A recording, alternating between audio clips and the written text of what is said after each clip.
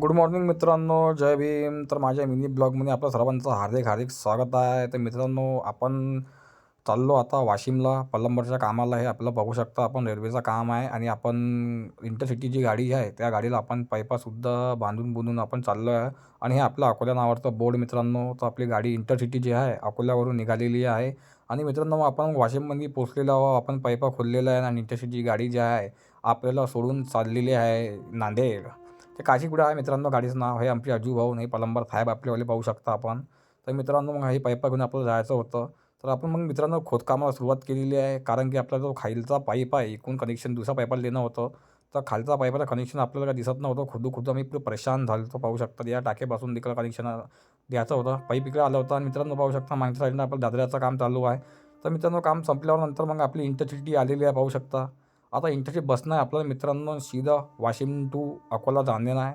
ही गाडी नवीन आहे मित्रांनो इंटरसिटी, सकाळची आणि संध्याकाळी परत हेच येते गाडी. तुम्ही पाहू शकता मित्रांनो, गर्दी नसते, काही नसते. कधी कधी गर्दी असते गाडीला बसायला, काही नसते. तर बाय मित्रांनो.